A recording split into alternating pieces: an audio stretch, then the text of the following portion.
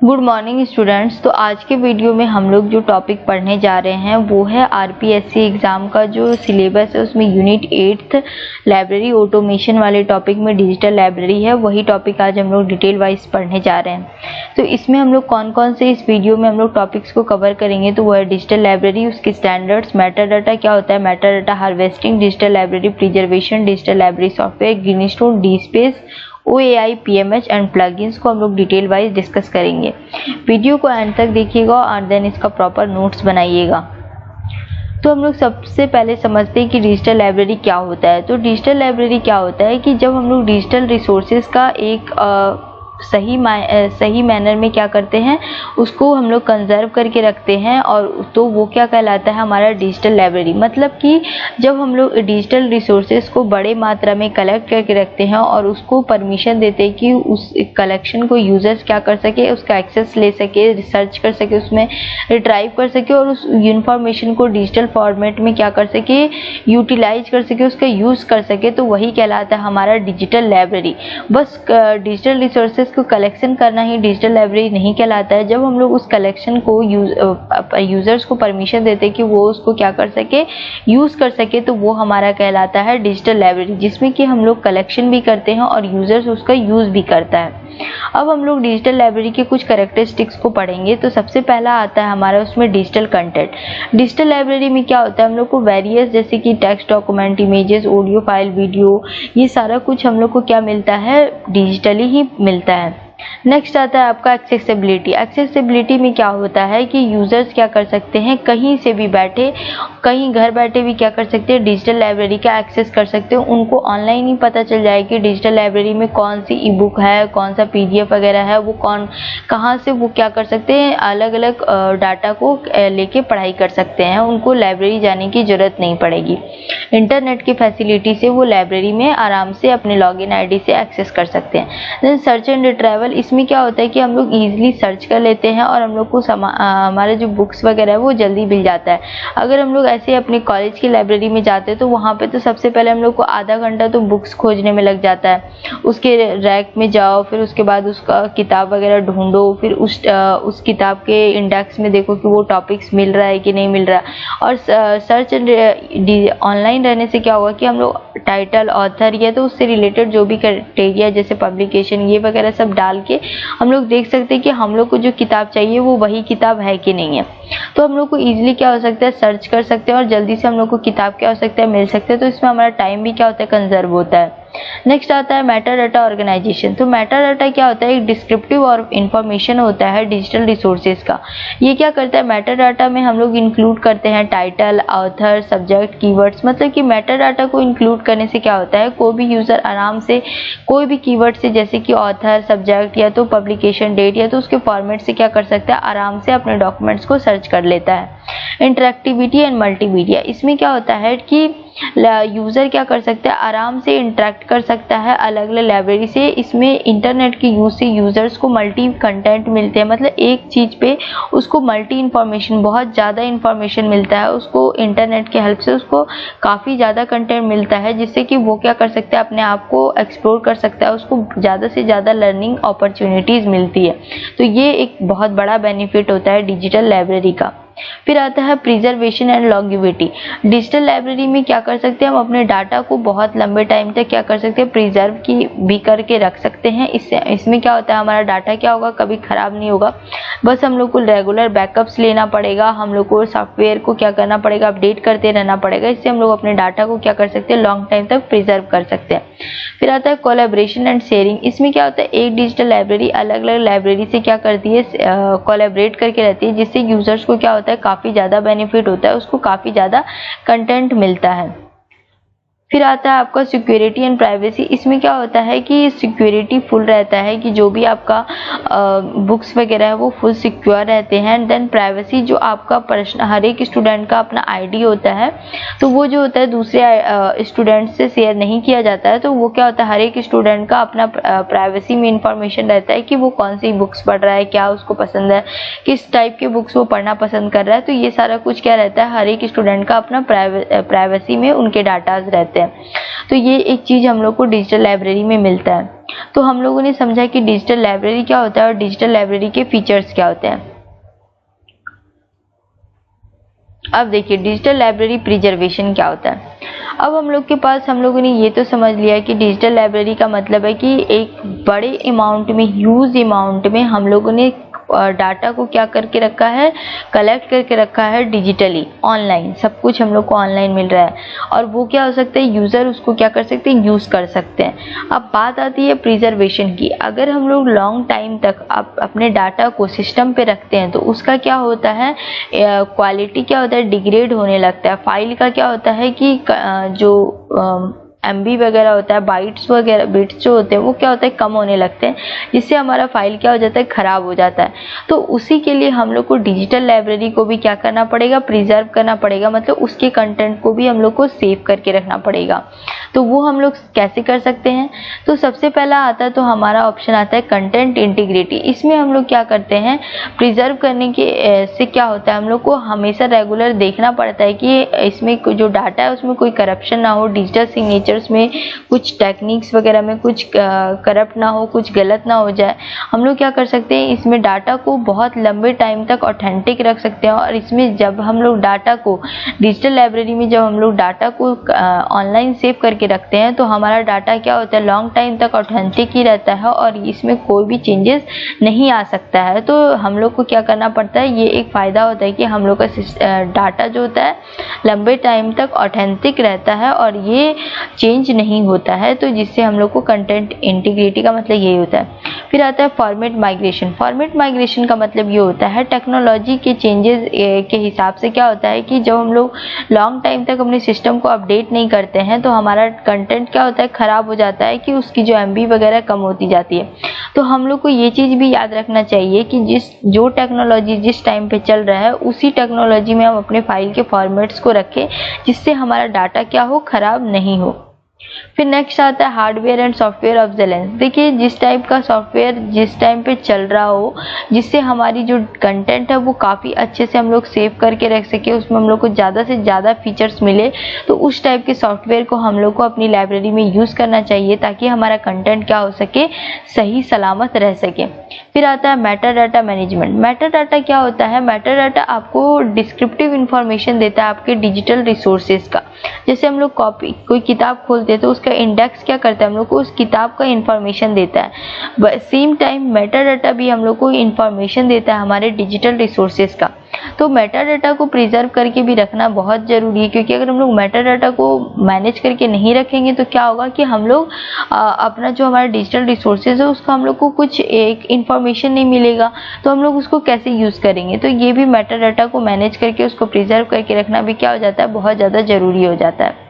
फिर आता है बैकअप एंड रेडुडेंसी। देखिए हम लोग को डाटा को जब हम लोग ऑनलाइन रख रहे हैं तो सिंपली बात है, हम लोग को टाइम टू टाइम उसको क्या करना पड़ेगा, बैकअप करना पड़ेगा, ताकि जो डाटा का जो मतलब MB वगैरह है उसको क्या हो सके, वो लॉस ना हो सके। सेकेंड थिंग ये होता है कि बैकअप करने से क्या होता है, बैकअप रखने से हमारे पास ये होता है कि मान लीजिए किसी तरीके से कुछ हो ही गया, हमारा सिस्टम खराब हो गया, अगर हमारे पास बैकअप है तो हम लोग आसानी से क्या कर सकते हैं, अपने रिसोर्स को दोबारा से ले सकते हैं। हम लोग को अपने डिजिटल रिसोर्सेज का मल्टीपल कॉपीज रखना चाहिए अपने सिस्टम में, ताकि हम लोग क्या कर सके, आराम से अगर कभी मान लीजिए हमारा सिस्टम खराब भी हो जाता है, डाटा लॉस भी हो जाता है, तो हम लोग को हमारा कंटेंट अच्छे से मिल जाए। सेकेंड थिंग आता है कोलैबोरेशन एंड पार्टनरशिप। देखिए जब हम लोग बड़े अमाउंट में लाइब्रेरी में कंटेंट को सेव करके रखेंगे, प्रिजर्व करके रखेंगे, तो एक सिस्टम तो इतने सारे डाटा को नहीं होल्ड कर सकते, तो हम लोग क्या करते हैं, पार्टनरशिप करते हैं कि और कोलैबोरेट करते हैं। अलग अलग लाइब्रेरीज क्या करती है, डिजिटल लाइब्रेरी क्या करती है, अलग अलग टाइप्स के डाटा को प्रिजर्व करने का काम करती है। इससे क्या होता है, हम लोग को कैटेगराइज पता भी चल जाता है कि कौन सी लाइब्रेरी ने कौन सा चीज़ प्रिजर्व करने के लिए रखा है, और हम लोग आसानी से क्या करते हैं, उसको पढ़ भी ले सकते हैं, यूजर्स उसको शेयर कर लेता है, नॉलेज एक्सचेंज हो जाता है, यूजर्स को भी बेनिफिट होता है और प्रिजर्वेशन का प्रिजर्वेशन भी हो जाता है। इसीलिए कोलैबोरेशन और पार्टनरशिप करना क्या होता है, बहुत ज़रूरी होता है डिजिटल लाइब्रेरीज में। फिर आता है आपका legal and ethical consideration. Digital library के रहने से डिजिटल लाइब्रेरी में क्या बेनिफिट होता है, प्रिजर्वेशन को ध्यान में रखते हुए हम लोग ये ध्यान रखते हैं कि हमारा जो डाटा है वो क्या हो सके, जो भी इंटेलेक्चुअल प्रॉपर्टी राइट्स है उसके अंतर्गत आना चाहिए, लॉज के अंतर्गत आना चाहिए, ताकि हम लोग अपने क्या कर सके, डाटा को प्रिजर्व करके रख सके। तो प्रिजर्वेशन से हम लोग का एक ये भी बेनिफिट होता है कि हम लोग डाटा को, हमारा जो डाटा होता है वो लीगल रहता है। अगर हमारा डाटा जो है इलीगल होगा तो वो डाटा को क्या होगा कि डाटा हमारा लॉस्ट हो जाएगा। तो इसी वजह से डाटा को लॉन्ग टाइम तक सेव कर रखने के लिए, कॉपीराइट, ये प्राइवेसी वगैरह सबसे बचाने के लिए हम लोग क्या करते हैं, डाटा को एकदम ऑथेंटिक रखते हैं। तो ये था हमारा डिजिटल लाइब्रेरी प्रिजर्वेशन। इसमें मैंने बस आपको यही समझाया है कि डिजिटल लाइब्रेरी में प्रिजर्वेशन किस तरीके से जरूरी है, डिजिटल लाइब्रेरी में क्यों जरूरी है प्रिजर्वेशन। जबकि हम लोग को पता है कि अगर हम लोग नॉर्मल बुक्स रखते हैं लाइब्रेरी में तो वो क्या होता है कि खराब होता है, तो हम लोग डिजिटल लाइब्रेरी यूज करें। अब उसमें भी हम लोग को प्रिजर्वेशन की क्यों जरूरी है ये चीज बताया गया है। ये चीज मैंने अभी आपको बताया कि डिजिटल लाइब्रेरी में प्रिजर्वेशन क्यों जरूरी है। तो ये हो गया, ये सारा कुछ हिंदी में है, ये आप लोग पीडीएफ में रहेगा, आप लोग इसको पढ़ लीजिएगा। अब देखिए, सबसे इम्पॉर्टेंट जो आपको एग्जाम में पूछा जाएगा वो आपका आता है डिजिटल लाइब्रेरी सॉफ्टवेयर। यहाँ से आपको सबसे ज़्यादा इंपॉर्टेंट क्वेश्चंस पूछे जाएंगे। देखिए, डिजिटल लाइब्रेरी सॉफ्टवेयर के बारे में आज मैं आपको डिटेल वाइज पढ़ा देती हूँ, और इसका जो सॉफ्टवेयर से रिलेटेड जो क्वेश्चंस है वो मैं आपको नेक्स्ट वीडियो में पढ़ा दूंगी। तो देखिए, डिजिटल लाइब्रेरी सॉफ्टवेयर क्या होता है। जब हम लोग लाइब्रेरी में डाटा को डिजिटली सेव करके रखेंगे तो हम लोग को कोई सॉफ्टवेयर चाहिए जिससे हम लोग का क्या हो सके, डाटा क्या हो सके, प्रिजर्व हो सके। तो उसके लिए कौन कौन सा सॉफ्टवेयर आता है, सबसे पहले आता है डीस्पेस, फिर आता है ग्रीनस्टोन, फिर आता है फेडोरा, फिर आता है कंटेंट डीएम, फिर आता है स्लैंडोरा, फिर आता है आपका ओमेगा, एंड देन आता है आपका कोहा। तो देखिए, सबसे पहले आता है डिजिटल लाइब्रेरी सॉफ्टवेयर में आता है आपका डीस्पेस। तो डीस्पेस क्या है, एक open source digitally repository software है जिसको डेवलप किया है एमआईटी एंड एचपी के द्वारा। और ये क्या करता है, आपको किस टाइप का फीचर प्रदान करता है, तो ये आपको डाटा को ऑर्गेनाइज करता है, मैनेज करता है, डिजिटल डाटा को प्रिजर्व करता है, जिसमें आपका इंक्लूड होता है documents, images, videos and data sets. ये सब आपका क्या होता है, इंक्लूड होता है, इसलिए हम लोग को डीस्पेस जरूरी है। सबसे ज्यादा आपको इंपॉर्टेंट ये याद रखना है कि कौन कौन सा सॉफ्टवेयर क्या है, ओपन सोर्स है। तो डीस्पेस क्या है, आपका ओपन सोर्स डिजिटल सॉफ्टवेयर है। फिर आता है आपका ग्रीनस्टोन। तो ग्रीनस्टोन भी आपका open source digital library software है जिसको डेवलप किया गया था न्यूजीलैंड डिजिटल लाइब्रेरी प्रोजेक्ट के द्वारा। ये भी क्या करता है, ये यूजर को परमिशन देता है कि वो डाटा को क्रिएट कर सके एंड देन जो उसको डिस्ट्रीब्यूट कर सके। फिर आता है आपका फेडोरा कॉमन्स। फेडोरा कॉमन भी क्या है, आपका open source digital repository software है जिसको फेडोरा प्रोजेक्ट के द्वारा बनाया गया था। ये क्या करता है, आपको फीचर्स प्रदान करता है प्रिजर्वेशन में, सॉफ्टवेयर को इंटीग्रेशन में क्या आपको करता है, हेल्प करता है। फिर आता है आपका कंटेंट डीएम। तो कंटेंट डीएम आपका एक commercial digital collection management software है जिसको डेवलप किया गया है ओसीएलसी के द्वारा। ओसीएलसी का फुल फॉर्म होता है ऑनलाइन कंप्यूटर लाइब्रेरी सेंटर। ओसीएलसी के 2 वीडियोस मैंने बना रखे, एक तो ओसीएलसी पे डिटेल लेक्चर लिया हुआ है जिसमें मैंने ओसीएलसी के बारे में और उससे रिलेटेड क्वेश्चंस पढ़ाया हुआ है, देन 5 लॉज ऑफ ओसीएलसी बताया। तो वो दोनों वीडियो के लिंक मैं आपको डिस्क्रिप्शन बॉक्स में डाल दूंगी, वहां से आप पढ़ लीजिएगा।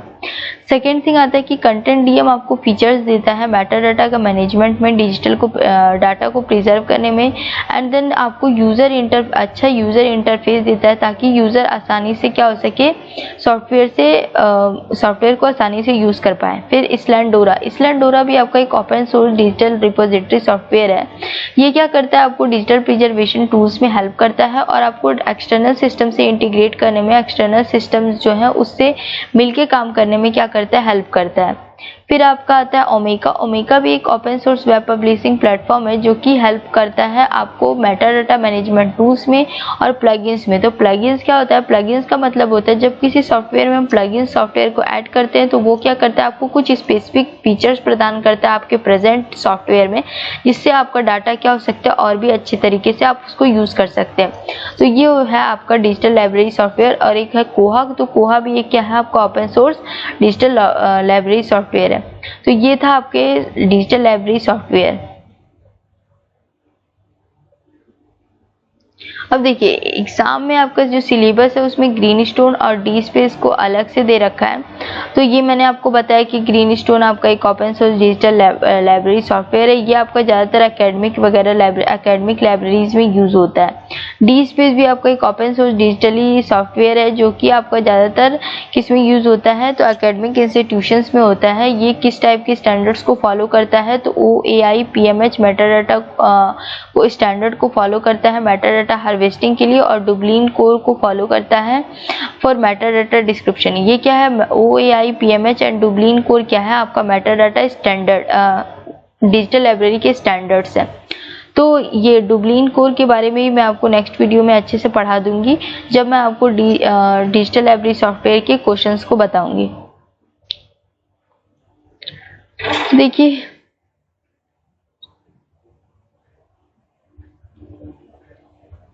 अब एक नेक्स्ट रह गया OAI PMH क्या होता है। तो OAI PMH क्या होता है, इसको हम लोग डिजिटली सॉफ्टवेयर में डिजिटल लाइब्रेरी के प्रिजर्वेशन में के टाइम पे इस टर्म को हम यूज़ करते हैं।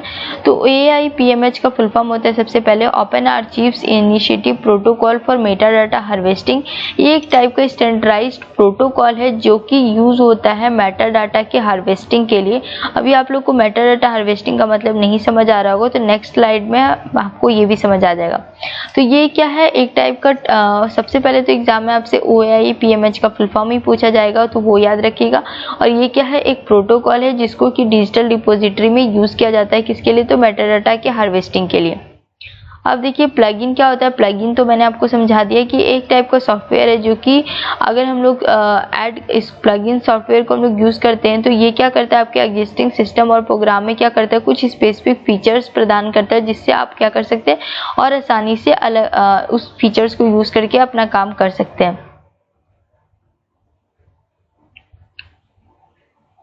अब देखिए मेटाडाटा क्या होता है। तो मेटाडाटा क्या होता है कि स्ट्रक्चरल डाटा होता है जो कि आपको इन्फॉर्मेशन देता है दूसरे डाटास का। तो ये हम लोगों ने समझ लिया कि मेटाडाटा क्या होता है। मेटाडाटा हार्वेस्टिंग क्या होता है।